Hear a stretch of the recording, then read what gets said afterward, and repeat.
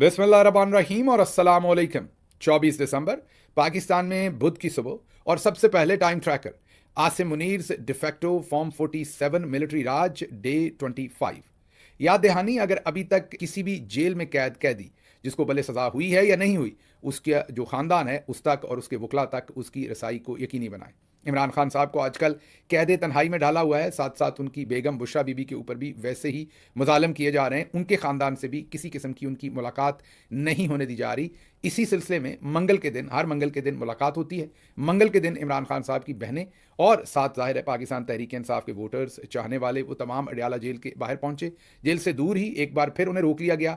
इस वक्त वो धरना दिए पिछले कई घंटों से जेल के सामने बैठे हैं। ठिठुरती हुई रात है। अभी यही वो वक्त है जिसके बाद ये पानी फेंकते हैं, तशद्दुद करते हैं रात के 3 बजे 4 बजे। अगले चंद घंटों में क्या होता है वो भी अपडेट होगी, ज़ाहिर है, क्योंकि हम रिकॉर्डिंग करवा चुके होंगे। सुबह ये व्लॉग आपके सामने 6-7 बजे आ जाता है, तो अगर कोई अपडेट हुई तो अगले व्लॉग में आपके सामने रखेंगे। लेकिन ये पिछले कई हफ्तों से इन्होंने ये वतीरा बना लिया हुआ है कि इमरान खान साहब के साथ ये मुलाकात नहीं करवा रहे। एक अच्छा इकदाम जो हुआ है वो ओवरसीज़ पाकिस्तानियों में जो नौजवान हैं, माज और उनके साथी, उन्होंने किया कि उन्होंने अनाउंस किया कि हर मंगल को जब वो बहनें और पाकिस्तान तहरीक इंसाफ के वर्कर्स अडियाला के सामने धरना देंगे तो वो लंदन और मैनचेस्टर और दूसरी तमाम जगहों पर बरतानिया में भी बैक वक्त धरना होगा। पहली दफ़ा जब उन्होंने ये अनाउंस किया तो पार्टी के अंदर और बाहर कुछ लोगों ने उन पर प्रेशर डाला कि ये आपने क्यों कर दिया अनाउंस, आपने तहरीक इंसाफ के नाम से क्यों अनाउंस कर दिया, आप तो तहरीक इंसाफ के ओहदेदार नहीं हैं। इस तरह की बातें जो उन्होंने मुझे बताई उनसे जब मेरी बात हुई, तो उन पर प्रेशर डाला गया, जिसकी वजह से उन्होंने उस धरने को कॉल आउट कर दिया, कैंसिल कर दिया। उसके बाद मैंने भी और कुछ और दोस्तों ने भी उनको कहा कि आपको हर सूरत एहतजाज करना चाहिए। आपको अगर पाकिस्तान तहरीक इंसाफ के प्लेटफॉर्म से नहीं कर सकते तो उसके बगैर करें। हम अपील करेंगे लोगों को कि आप हर सूरत एहतजाज करें और लोग आपको सपोर्ट करें। वही हुआ, नौजवानों ने एक अच्छा इकदाम लिया। एक हफ्ते तो उन्होंने मजबूरी में वो कैंसिल किया, अगले ही हफ्ते के लिए उन्होंने दोबारा अनाउंसमेंट कर दी, मीन आज 23 तारीख के लिए। आज बहुत ही अच्छे मनाजर देखने को मिले बरतानिया में, कई मुकामात पर, मैनचेस्टर हो, लंदन हो, लूटन हो, इन तमाम जगहों पर और भी कई जगहों के ऊपर पूरी दुनिया में कुछ जगहों पर आज और कुछ पर कल अब मुजाहरे हो रहे हैं। नौजवानों ने कमर बांधी है। तो आप देखिए कि जो हमारे पुराने बहुत सारे खिलाड़ी हैं वो भी अब इसमें शामिल हो रहे हैं। सियासत में एक बात याद रखिए कि सियासत में लोगों की मजबूरी होती है। जो सीनियर लोग होते हैं, जो कोई ओहदेदारान होते हैं, वो अगर आप कोई काम करें तो उन्हें मजबूरन आपके साथ आके खड़े होना पड़ता है, क्योंकि अगर वो नहीं खड़े होंगे तो उनका जो ओहदा होता है, उनकी जो चौधराहट होती है, वो चैलेंज हो जाती है। हाँ, ये ज़रूर है कि जब आप काम करने लगते हैं तो कई जो पॉजिटिव लोग होते हैं वो आपको सपोर्ट करते हैं, जो नेगेटिव लोग होते हैं वो आपको रोकने की कोशिश करते हैं, शुरू में प्रेशर डालेंगे। रेड टेपिज्म इसी को कहते हैं, ऑर्गेनाइजेशनल पॉलिटिक्स भी इसी को कहते हैं। आप ओहदेदार नहीं हैं, आपके पास इजाज़त नहीं है, आपने किससे मशवरा किया, किसकी इजाज़त से किया, आपने ये क्यों नहीं किया, आपने दिन देने थे चंद, और इसी चक्कर में वो एहतजाज कई दफ़ा नहीं होने देते। 2-3-4 वजूहत होती हैं। एक वजह तो ये होती है कि उनको लगता है कि किसी और ने एहतजाज की कॉल दे दी, एहतजाज हो गया तो उनकी थानेदारी, उनकी जो नंबरदारी है वो तो ख़त्म हो जाएगी। लोगों को लगेगा कि कोई और लीडरशिप पैदा हो गई है। आपने ये भी देखा होगा कि हमारा जो डीएनए है, पाकिस्तानी, इंडियन, बांग्लादेशी, यहाँ पर खुद से इक़्तिदार मुंतकिल करने का कोई रुझान नहीं है। वो भले ऊपर नवाज शरीफ साहब की शक्ल में आपको नज़र आता हो या नीचे किसी पॉलिटिकल पार्टी का ओहदेदार हो। 10-10, 20-20 साल से एक ही ओहदेदार चले आ रहे हैं। वो बिल्कुल नौजवानों को कोई अपनी पोजीशन दे के आगे बढ़ने को तैयार ही नहीं है। इक़्तिदार की मुंतकिली जो है यहाँ मौत के साथ ही होती है। वे बुलिया सी मरना नहीं, गौर पे आ कोई और, वही वाली बात है कि मरना तो हमने है नहीं। तो जब मरना है तभी हमारे पास जो कोई पोजीशन है, काउंसलर की है, बीडी मेंबर की है, वार्ड मेंबर की है, जो भी पोजीशन है वो तभी हमने देनी है जब हमने दुनिया से जाना है। यही काम पॉलिटिकल पार्टीज़ के अंदर भी अक्सर हमने होते देखा है।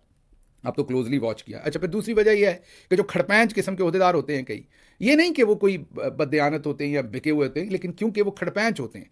खड़पैंच का मतलब यह है कि पाकिस्तानी डायस्पोरा के अंदर उन्होंने हर जगह पर हुज़ हू उसके साथ ताल्लुकात रखे होते हैं। एम्बेसी के अंदर भी उनके ताल्लुकात होते हैं, उसी से उनका ज़रा शबशबा भी बनता है। अगर एम्बेसी का कोई फंक्शन हो उसमें उनको ना बुलाया जाए तो फिर भी उनकी थानेदारी, नंबरदारी जो है वो चैलेंज हो जाती है। ऐसी सूरत हाल में एम्बेसी भी उनके ऊपर एक ख़ास किस्म का इन्फ्लुएंस ना दिखने वाला अपना बरकरार रखती है। कई दफ़ा उनसे मिन्नत करती है, समाजित करती है, देखें आप एम्बेसी के सामने एहतजाज ना करें, फ़लाँ जगह कर लें, इस दफ़ा ना करें, अगली दफ़ा कर लें। तो वो जो पाकिस्तान के अंदर एक भाईचारे वाला होता है ना, आप जनाब चलें, कोई बात नहीं, थोड़ी को हाथ लगा लिया, मिन्नत कर ली, आप तो भाई हैं, थोड़ी सी बीच में धमकी भी लगा दी, आपके वहाँ रिश्तेदार भी हैं, ये सब कुछ कर करवा के एहतजाज को जो है वो मनूवरिंग करके अक्सर औकात जो है वो ख़त्म करवा दिया जाता है। अब होना तो ये चाहिए कि अगर आपके ताल्लुकात, आपकी पोजीशन, आपकी बढ़ती हुई उम्र या कोई और वजूहात जो हैं वो कुछ हिंड्रेंस क्रिएट कर रहे हैं तो आपको एक स्टेप पीछे होना चाहिए और किसी नौजवान को कहना चाहिए कि तुम अनाउंस करो। और मैं यही कहूँगा एम्बेसी वालों को, अपने दोस्तों को या किसी और को जिनके हाथों में मजबूर हूँ कि मैं तो नहीं कर रहा, फलां कर रहा है, और फिर मैं भी आके खड़ा हो जाऊँगा, लेकिन ऐसा नहीं करते, क्योंकि इससे थानेदारी जो है वो ख़राब होती है उन ओहदेदारों की। तो वो अक्सर जो कोई नौजवान ये काम करने की कोशिश करते हैं, उनके रास्ते में भी रोड़े अटकाते हैं। सभी नहीं करते, बहुत सारे ओहदेदार सपोर्टिव भी होते हैं, सपोर्ट करते भी हैं, नज़र भी आते हैं हमें सपोर्ट करते हुए, लेकिन कई ऐसा भी करते हैं। तो इसलिए माज और उनकी टीम को मैं बहुत मुबारकबाद देता हूँ। यंगस्टर्स हैं, उन्होंने ये कमर बांधी, और शुरू में उनको शायद ये लगता हो कि लोग नहीं आएंगे, लेकिन देख लें, ना सिर्फ आज लोग आए हैं बल्कि सभी आपके साथ आज खड़े होते हुए नजर आए हैं। जब किसी भी चीज़ में सक्सेस हो जाती है तो सभी उसके पार्टनर बन जाते हैं, जब फेलियर होता है तो कोई उसका पार्टनर नहीं होता। तो नौजवानों को मेरा पैगाम है, वो दुनिया में जहाँ भी हैं, इमरान खान जो है वो जिद्दोजहद कर रहे हैं, ये जितने भी लोग आपको दूसरा रास्ता बता रहे हैं, उस रास्ते का अभी इस वक्त कोई इम्कान नहीं है। होगा तो वो इमरान खान साहब ही तय करेंगे कब करना है, कैसे करना है। आपके ज़ुम्मे एहतजाज है, आवाज़ उठाना है, जहां आपको मौका मिले आप एहतजाज कीजिए। आज जैसे लंदन और यूके के दूसरे शहरों में हो रहा है, मैं तवक्को करूंगा कि अगले मंगल को अमेरिका में भी और दूसरी जगहों पर भी जो हमारी जमात के अकाबरीन हैं, बहुत ही मुअज़्ज़ज़ हमारे दोस्त हैं, वो सब भी कमर बांधेंगे और इसी तरीके से इस एहतजाज में अपना कंट्रीब्यूशन जो है वो डालेंगे। अब चलते हैं ज़रा अगली खबर की तरफ। लिबिया के आर्मी चीफ तैयारा हादसा में जाँ बहक हो गए हैं, और फौज के मुतअद्दिद सीनियर अफसरान भी इस तैयारे में मौजूद थे। कोई कह रहा है 4 लोग थे, कोई कह रहा है 4 से ज़्यादा थे। लीबिया के ये वो आर्मी चीफ नहीं है जो हाल ही में फील्ड मार्शल आसिम मुनीर से मिले। वो हफ्तर, खलीफा हफ्तर उनका बेटा सदाम है। वो जो लीबियन नेशनल आर्मी है, वो एक मुतहारब ग्रुप उन्हें कहें या एक ये लीबियन यूनिटी जो गवर्नमेंट है, ये उसके आर्मी चीफ हैं जो आज जाँ बहक हुए हैं। ये मेरा ख्याल टर्की जा रहे थे या वहाँ से आ रहे थे, अनकरा के करीब इनका जहाज़ गिरकर तबाह हुआ है, जिसमें तमाम लोग जो उस तैयारे के अंदर थे वो मारे गए हैं, जाँ बहक हो गए हैं, कोई ज़िंदा नहीं बचा। ये वो वाला फैक्शन है लिबिया का जिसको अक़वाम मुत्तहिदा रिकगनाइज़ करता है, जो यूनिटी गवर्नमेंट है, ये उसके आर्मी चीफ थे। वो जो दूसरा खलीफा हफ्तर और उनके साहबजादे सदाम हफ्तर, उन्होंने अपना एक ग्रुप और अपना एक मलेशिया या आप कहिए कि अपनी एक फ़ोर्स बनाई हुई है, और ये आपस में दोनों नबरदज़मा है। यही वजह है कि अक़वाम मुत्तहिदा और दूसरी जो इंटरनेशनल पावर्स हैं वो इनको असलहा बेचने की इजाज़त नहीं देते, क्योंकि ये एक दूसरे के ख़िलाफ़ लिबिया के अंदर कोई भी इस वक्त प्रॉपर गवर्नमेंट इंस्टॉल नहीं है। कुछ हिस्सा आपको कल भी बताया था, 60% के करीब हिस्सा जो है वो हफ्तर ग्रुप के पास है, और बाकी जो 40% के करीब तकरीबन हिस्सा है वो जो ये यूनिटी गवर्नमेंट है, जिनका आर्मी चीफ अभी तैयारे के अंदर जाँ बहक हुआ है, उनके पास है। तो ये एक डेवलपमेंट लिबिया से सामने आई है। पाकिस्तान में तो लोग मिला जुला रुझान था, कुछ लोग बहुत अफसोस कर रहे थे, कुछ कम अफसोस कर रहे थे इस हलाकत पर, और लोगों को अंदाज़ा नहीं था कि कौन किसका तैयारा गिरा है, क्या हुआ है। तो बहरहाल ये सूरत हाल वहाँ पर डेवलप हुई है। अगली खबर की तरफ चलते हैं। अगली खबर दोबारा से PIA की निजकारी है, उस पर पड़ा हुआ शोर है। सबसे पहले तो हमने एक माजरत करनी है। माजरत हमने ये करनी है कि याद कीजिए, इससे पहले आज से कोई 6 महीने पहले शायद, या ज़्यादा अरसा हो गया होगा, PIA की पहले एक बोली लग रही थी, और उस वक्त ब्लू वर्ल्ड सिटी जो सोनो टीवी को भी शायद ओन करते हैं, उन्होंने 10 अरब रुपए की बोली लगाई थी। आपने, हमने, सब ने उनका मजाक उड़ाया था और ये कहा था कि ये क्या मजाक है। तो हमें सबको यही लगा कि ये जो खरीदारी है ये हरामीपनी है। 10 अरब के अंदर PIA, मतलब 10 अरब में तो कोई एक जहाज़ बड़ा नहीं मिलता, तो पूरी PIA 10 अरब के अंदर कैसे बिक जाएगी और कैसे ख़रीद लेंगे, और सब ने, हमने उन पर तनकीद की। ज़ाहिर है वो बोली पूरी ना हुई और वो मामला जो है वो ख़त्म हो गया। अब दोबारा जो बोली लगी है वो दुनिया को बेवकूफ़ तो बना रहे हैं। जैसे ये देखिए, ये जो थूक वाले तर्जुमान है, माजरत एक दफ़ा फिर थूक की बात मैंने कर दी, लेकिन चलें चलते चलते बात की है तो ये देख लीजिए वीडियो पर। ये जो आप सबको पता है इनका, मुशर्रफ ज़ैदी साहब, ये इस वक्त इंटरनेशनल मीडिया के लिए शहबाज शरीफ के स्पोक्स पर्सन है। असल में तो ये चौधरी साहब के बंदे हैं, मीन जनरल्स के बहुत करीब हैं। तो ये जो इंटरनेशनल मीडिया के स्पोक्स पर्सन है, ये याल्दा हाकिम के शो पर गए थे, तो वहाँ इन्होंने बहुत सारे झूठे दावे किए थे, नंबर्स फर्ज किए थे, झूठी इन्फॉर्मेशन दी थी इमरान खान की मुलाकातों के साथ साथ। लेकिन जहाँ जहाँ याल्दा हाकिम ने इन्हें कॉर्नर किया, काउंटर किया, वहाँ पर इनसे जब जवाब नहीं पड़ रहा था तो ये उंगलियों के ऊपर थूक लगाकर सफ़े पलट रहे थे। तो इस वजह से हमने इनको थूक वाला तर्जमान कहा था। तो ये जो थूक वाले तर्जमान है, ये एक दफ़ा फिर मार्केट में आए हैं, और इन्होंने अब ये जो PIA की सेल है इसको नया ट्विस्ट देने की कोशिश की है। उसी तरीके से एग्जैक्टली जैसे इन्होंने नंबर्स के ऊपर याल्दा हाकिम के सामने गलत बयानी की थी, झूठ बोले थे, बिल्कुल उसी तरीके से इन्होंने अब ये पूरा जो बयानिया है, नैरेटिव है नया, उसमें भी वही इन्होंने स्पिन देने की कोशिश की है। अब जैसे हमने कहा कि हमने भी तनकीद की थी ब्लू वर्ल्ड सिटी पर, और आज हमें भी अफसोस हो रहा है।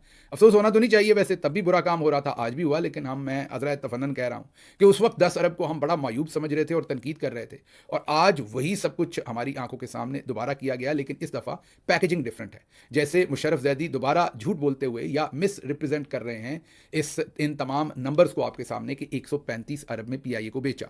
और मुशर्रफ ज़ैदी ये भी कह रहे हैं कि पिछली बार 10 अरब में बिक रही थी, इस बार 135 अरब में बिका, क्योंकि शहबाज शरीफ कह रहे थे कि पीआईए 10 अरब से ज़्यादा की बिक जाएगी, इसलिए पिछली दफ़ा हमने बोली जो है उसको कामयाब नहीं किया था। देख लें हम कामयाब हो गए और पीआईए हमने 135 अरब में बेची। ऐसा नहीं है, हकीकत यह है कि अब जो नई पैकेजिंग है उसमें भी पीआईए 10 अरब में ही बेची है। बाकी पैसा सारे का सारा जो है वो अपने पास रखेंगे और अपनी कंपनी, जो उनकी कंपनी है अब पीआईए, क्योंकि अब उन्होंने खरीद ली, आरिफ हबीब ग्रुप और कंसोर्शियम की वो कंपनी है, अब वो 10 अरब उसी के अंदर लगाएंगे, मीन अपनी कंपनी में, अपने ही बिजनेस में लगाएंगे। तो पीआईए पहले भी अगर ब्लू वर्ल्ड सिटी खरीदता 10 अरब में, और अगर उन्होंने इस एयरलाइन को चलाना होता कामयाबी के साथ, तो जाहिर है वो इन्वेस्ट करते, तो अभी वाली कंपनी भी इन्वेस्ट करेगी। तो ये जो आप यही कह लीजिए कि मिस रिप्रेजेंटेशन कह लें, धोखा कह लें, फ्रॉड कह लें, से जो भी कहना है, इस पूरी जो पैकेजिंग करके आपके सामने 135 अरब को पेश किया जा रहा है, असल में ब्लू वर्ल्ड सिटी वाली ही कीमत है और उसी वही वारदात है, लेकिन सिर्फ पैकेजिंग जो है वो नए सिरे से तब्दील करके आपके सामने रख दी है। एक और इसमें इंटरेस्टिंग जो है डायमेंशन है जो सामने आई है, और वो डायमेंशन है कि फौजी फाउंडेशन ने फौरी तौर पर फैसला किया है कि इस डील का वो हिस्सा बनेंगे। मीन कम अज़ कम मीडिया के ऊपर ये रिपोर्ट हो रहा है, हतमी तौर पर ऐलान हो जाएगा आने वाले दिनों में कि वो ऐसा करेंगे कि नहीं। लेकिन याद कीजिए, हमने अब से 2-3 दिन पहले आपके सामने, 2 दिन पहले गालिबन एक गलत शेयर पढ़ा था, शेयर का वजन भी गलत था, मिसरा भी गलत था, अभी भी गलत ही पढ़ रहा हूँ। I am not that good with poetry. इस शर्त पर खेलूंगी पिया प्यार की बाजी, जीतूँ तो मैं तेरी, हारूँ तो तू मेरा। मुझे पता है शेर एग्जैक्टली ऐसा नहीं होगा, इसका वजन शजन मैंने टांगे शांगे इसकी तोड़ दी होंगी, लेकिन हमने उस दिन आपको ये शेर सुनाकर ये बताया था कि फौजी फर्टिलाइज़र ने बिडिंग का हिस्सा बनने से इनकार कर दिया है, लेकिन उन्होंने ये फैसला किया है कि जो जीतेगा उसके साथ हम शामिल हो जाएंगे। तो आज जैसे ही आरिफ हबीब ग्रुप ने 10 अरब रुपए में ये पीआईए जीत ली, लूट ली, जो भी आपने कहना, इसमें आरिफ हबीब साहब का कसूर नहीं है, वो तो बहुत ही एक मोतबर बिजनेसमैन है, बहुत ही उनकी एक मैं ये कहूँगा कि बहुत ही वर्सटाइल किस्म की उनकी पूरी एक इंडस्ट्रियल जो एम्पायर उन्होंने खड़ी की है, और उनकी एक पूरी स्टोरी है कैसे उन्होंने बड़ी मेहनत के साथ वो यहाँ तक पहुँचे हैं। वो बिजनेसमैन है, उनको जो अच्छी डील मिली उनका हक है, और वो बता भी रहे हैं कि आर्मी चीफ ने उनसे मुलाकात की थी और उन्हें ये कहा था कि बाहर की कंपनीज भी पीआईए खरीदना चाहती हैं, लेकिन मैं चाहता हूं कि आप लोग पीआईए खरीदें। तो उन्होंने तो सीधा सीधा बता दिया, और एज अ बिजनेसमैन जो बेहतर डील उनको मिली वो उन्होंने ले ली। लेकिन असल में तो इसमें सारी कारस्तानी हुकूमत की अपनी है, जनरल्स की अपनी है। तो अब जैसे ही पीआईए को आरिफ हबीब कंसोर्शियम ने जीत लिया, खरीद लिया, साथ ही टेलीविजन पर खबर आई कि अब फौजी फर्टिलाइजर इसका हिस्सा बन जाएगी। हम ये चीज़, ये खबर आपके सामने 2 दिन पहले रख चुके हैं कि फौजी फर्टिलाइजर उसी के साथ जाएगा जो इस बिड को जीत लेगा, क्योंकि उन्होंने जीती हुई टीम के साथ जाना है। अब अगली खबर आपको दे दें, हमारे ज़राए ये क्लेम करते हैं, और फौजी फर्टिलाइजर डिनाई कर दे अगर हम गलत खबर दे रहे हैं, लेकिन हमारे ज़राए ये क्लेम करते हैं कि फौजी फर्टिलाइजर या उसके अलावा कोई और इदारा जो हमारे जर्नल्स ने बना रखा है, उन्होंने एयरलाइन का एक लाइसेंस लेकर भी रखा हुआ था। पहले उनका दिल था कि सीधा सीधा पीआईए खरीदने, फिर उन्हें लगा कि ये सीधा सीधा मुनाफे का काम नहीं होगा, तो पहले किसी और को खरीदने दें, फिर बीच में शामिल हो जाए। अब हो सकता है फौजी फर्टिलाइजर 25% शेयर रखे इसमें, लेकिन मुझे लगता है कि 25% नहीं रखेगा, इससे ज़्यादा रखेगा। और आज ही आपको ये प्रेडिक्ट कर देते हैं कि इवेंचुअली फौजी फर्टिलाइजर इस हो सकता है 5 साल बाद, 10 साल बाद या तो अपने शेयर्स बेच देगा बहुत प्रॉफिट लेके, और या हो सकता है कि पूरी एयरलाइन ही या मेजॉरिटी शेयर होल्डर इसमें फौजी फाउंडेशन ही कल को आपको नजर आए। लेकिन असल जो डिजिटल डिफरेंस आपने देखा है वो ये देखा है कि जैसे ही आरिफ हबीब ग्रुप ने पीआईए को खरीद लिया, बोली जीत ली, साथ ही फौजी फाउंडेशन की एंट्री हो गई, जर्नल्स इंटर हो गए और उन्होंने कहा कि हम इस कंसोर्शियम के साथ जाएंगे। कम से कम मीडिया ये बता रहा है, हमारा एनालिसिस पहले से 2 दिन पहले से यही था कि फौजी फाउंडेशन उसी के साथ जाएगा जो इस बिड को जीतेगा। तो समरी करते हुए आखिरी लाइन आपके सामने यही रखूंगा कि जो कुछ पहले था, जो ब्लू वर्ल्ड सिटी 10 अरब में खरीद रहा था, वही सब कुछ अब हुआ है। एक एक जहाज़ शायद इतने का होगा 10 अरब का, जितने में ये पूरी एयरलाइन बेच दी गई। और जैसे मुशर्रफ ज़ैदी आपके साथ चक्कर कर रहे हैं, ये क्या है कि पहले 10 अरब, अब 135 अरब, पहले भी 10 अरब था, अब भी 10 अरब है, सिर्फ आंख का धोखा है। पैकेजिंग इसकी डिफरेंट है, क्योंकि एक एक तैयारा जो बोइंग 777 या एयरबस हैं A320, ये एक एक तैयारा जो है वो उनकी कीमत तकरीबन 30-31 अरब तक, जो मॉडर्न तरीन प्लेन हैं वो जो पीआईए के पास हैं उनकी बनती है। तो पीआईए के जो सारे तैयारे हैं 777, 320, उनको अगर आप कंपेयर करें इंटरनेशनल प्राइसेस के साथ, तो आप शॉक हो जाएंगे कि किस कीमत के ऊपर इन सब को बेचा है। बहरहाल एक लकी रानी सर्कस चल रही है, दोनों तरफ। भतीजी कह रही है कि मैंने पंजाब एयर बनानी है, मीन सूबे की हुकूमत ने एयरलाइन चलानी है। शुरू में डोमेस्टिक चलानी है मैंने, बाद में मैंने इंटरनेशनल भी चलानी है। ये भतीजी कह रही है। भतीजी कह रही है कि पंजाब गवर्नमेंट एयरलाइन चलाएगी। फेडरल गवर्नमेंट और उसके तर्जुमान और टाउट सहाफ़ी हमें बताते हैं कि अच्छा किया 10 अरब में पीआईए बेच दी। कभी हुकूमतें भी एयरलाइन चलाती हैं? हुकूमतें तो एयरलाइन नहीं चला सकती, तो वो हमें ये मंजन बेच रहे हैं कि हुकूमतें एयरलाइन नहीं चला सकती। भतीजी ये मंजन बेच रही है कि नहीं, हुकूमत एयरलाइन चलाएगी। तो अब ये सर्कस चल रही है, हमें नहीं पता कि जाना है तो किधर जाना है। पंजाब हुकूमत एयरलाइन चला सकती है, फेडरल हुकूमत नहीं चला सकती, और इसलिए वो प्राइवेटाइज कर रही है। इसका मतलब आज जो पंजाब हुकूमत बनाएगी वो भी कल कोई आने पौने दामों प्राइवेटाइज करेंगे, तो मेहरबानी करें ना ही बनाएं फिर। तो ये सूरत हाल है। किसी ने एक कमेंट किया हुआ था कि एमिरेट्स एयरलाइन जो है, जिसको 1985 में पीआईए ने तकनीकी मदद फ्राहम की, अमला दिया, पहले 2 तैयारे लीज पर ज़ाहिर लेकर इस एयरलाइन को खड़ा किया गया। आज उसकी वैल्यू जो है वो शायद $8.4 बिलियन, जो तकरीबन 2,500 अरब रुपए बनते हैं, और पीआईए को हमने सिर्फ 10 अरब के अंदर बेचकर हम शादियाने बजा रहे हैं कि हमने कोई बहुत बड़ा काम कर दिया। माजी का नवाज शरीफ साहब का एक बयान सामने आ रहा है कि अगर रूजवेल्ट होटल न्यूयॉर्क बेच दिया जाए तो पीआईए को तो हम ज़बरदस्त चला लेंगे और ये कर देंगे और वो कर देंगे और मुनाफा बख्श बन जाएगी। आज उनके भाई की हुकूमत है तो ऐसा कुछ नहीं किया गया, बल्कि सब कुछ इकट्ठा ही 10 अरब लेकर बेच दिया गया। अच्छा जी, अगली खबर आपको देंगे कि मोहसिन बेग, जो आर्मी चीफ के बहुत ही करीब समझे जाते हैं, उन्होंने एक बहुत ही ख़तरनाक इल्ज़ाम, उनकी एक वीडियो सामने आई है। खुदा ना करे कि वो कहीं एआई से ना हो, आजकल बहुत कुछ एआई से भी होता है। कोशिश हमने की, हमें तो वो दुरुस्ती लग रही थी। तो मोहसिन बेग साहब ने इल्ज़ाम लगाया है वज़ीर ख़जाना साहब मोहम्मद औरंगज़ेब साहब पर कि वो ऑफिस टाइम में मशरूब बहुत पीते हैं। अब पता नहीं मशरूब से मतलब उनका शराब है या कोई और है। उन्होंने ये कहा कि ये जो वो काम करते हैं, ये जो वो मशरूब पीते हैं, ये उन्हें ऑफिस के टाइम में नहीं पीना चाहिए, इससे उनके काम का हर्ज होता है और वो काम ठीक नहीं करते। और वो कह रहे हैं कि असल दहशतगर्द ये हैं, मारंग बलोच दहशतगर्द नहीं है, ये माशी दहशतगर्द मीन औरंगज़ेब साहब और उनके साथी हैं जिन्होंने मुल्क को तबाह कर दिया। ये उनका तज्जिया है। आगे देख लीजिए, इलेक्शन कमीशन ऑफ पाकिस्तान, उनकी ये बस है जो आपको दिखा रहे हैं, और ये अब किसी शादी हॉल पर शादी की सवारियां जो है वो लेकर आई है और लेकर जा रही है।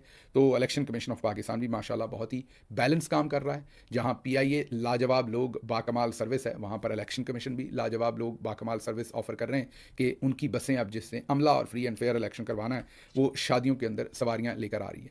दूसरी तरफ कराची तलबा का मलीर गैरिजन में पाक फौज के साथ यादगार दिन गुजरा है। कराची की मुख्तलिफ जामियात के तलबा और कराची को मलीर गैरिजन कैंप में बुलाया गया, फैकल्टी भी साथ थी। वहाँ पर उनको दौरा करवाया गया, वहाँ उन्हें अमली मशक़ें करके दी गई, फायरिंग की, जदीद असलहे की फ़ौजी महारत उनको दिखाई गई। और GOC मलीर ने तलबा के साथ खुसूसी नशस्त के दौरान दुश्मन के मनफी प्रोपेगेंडे के मौसर तोड़ की अहमियत पर तफसीली रोशनी डाली। और आखिर पर मिन्नत समाजत यही की स्टूडेंट्स की कि आप सोशल मीडिया से दूर रहें।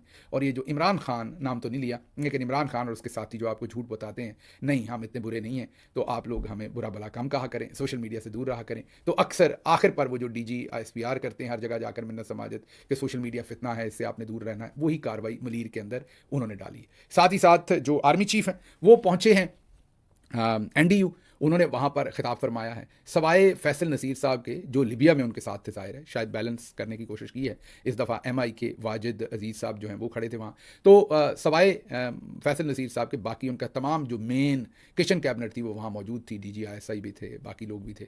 तो वो इस ग्रुप फ़ोटो के अंदर जो NDU से निकली है उसमें वो तमाम के तमाम मौजूद थे। वहाँ पर भी मुद्दा जो है वो सोशल मीडिया पर ही जो प्रेस रिलीज़ आई है उसमें वैसे तो बातें बड़ी बड़ी की गई हैं, दुश्मन और लेटेस्ट टेक्नोलॉजी और सारी बातें, लेकिन मुद्दा वहाँ पर भी सोशल मीडिया और बयानिए का ही जो है वो सामने आ रहा है। ताहिर अशरफी साहब ने वापस कोई प्लॉट श्लॉट लेने ना लेने इस तरह के इल्ज़ामात और जवाबात तकी उस्मानी साहब को दिए हैं, और फ़ौरन ख़वातीन के 3-4 अकाउंट थे जिनसे वो वीडियोज़ वायरल हुई हैं। तो लग रहा है कि उसके सामने भी, उसके पीछे भी कोई ना कोई ताकत है, कोई ऐसी ताकत है वो ज़ाहिर है जो अब तकी उस्मानी साहब को टारगेट कर रही है। ताहिर अशरफी साहब का बहरहाल भरपूर जवाब जो है वो वहाँ से आया है। ये बटरासी कैडेट कॉलेज है, मानसेरा के करीब है, और इसके अंदर एक प्रिंसिपल हैं जनूबी कोरिया से, जिन्हें हाल ही में इस जनवरी में अपॉइंट किया गया था प्रिंसिपल इस कैडेट कॉलेज का। आज उनकी एक वीडियो वायरल हुई है जो मतियुल्ला जान साहब ने ट्वीट की थी। देखकर बड़ा अफसोस हुआ कि जनूबी कोरिया से ताल्लुक़ रखने वाले ये जो उस्ताद हैं, जो इस बटरासी कैडेट कॉलेज जो मानसेरा के करीब है उसमें प्रिंसिपल के तौर पर जनवरी 2025 में अपॉइंट हुए थे। इंटरनल पॉलिटिक्स जो है अंदर की इदारे की, उसमें उनको उनका जो उनकी सरकारी रहायशगाह थी उससे उनको और उनकी बीवी को बेदखल कर दिया। सर्दी भी वहाँ बहुत है। उनकी वीडियो थी कि वो बाहर खड़े हैं बेचारे। अदालत का उनके पास हुक्मनामा है। अदालत ने शायद 22 तारीख को या 19 तारीख को उन्हें हुक्मनामा दिया था कि उन्हें उनके घर से ना निकाला जाए, लेकिन ज़बरदस्ती उनको उनके घर से निकाला गया। अब अगर आप इसकी तहकीक करेंगे तो यकीन कीजिए इसके पीछे भी कहीं ना कहीं से चौधरी साहब निकल आएंगे, डायरेक्टली या इनडायरेक्टली। लेकिन मसला ये है कि अब इससे पूरी दुनिया में हजीमत होगी, क्योंकि या तो फिर प्रिंसिपल साहब को साउथ कोरिया से लाकर यहाँ आपने अपॉइंट नहीं करना था। अगर कर लिया था तो अब थोड़ा फिर सब्र करना था, उन्हें उनका कॉन्ट्रैक्ट पूरा कर लेने देना था। लेकिन कहा जा रहा है कि इससे पहले भी जो 2 प्रिंसिपल्स थे बटरासी कैडेट कॉलेज के, उनको भी इसी तरीके से रुस्वा किया गया था और अब इनको रुस्वा किया जा रहा है। अफसोसनाक हरकत है, लेकिन मैंने जैसे कहा कि अगर आप ढूंढेंगे तो आपको इसके पीछे भी कहीं ना कहीं चौधरी साहबान जो हैं वही मिलेंगे और नजर आएंगे। मुझे यहाँ से इजाज़त दीजिए। अल्लाह आपका हामी और नासिर हो। पाकिस्तान जिंदाबाद।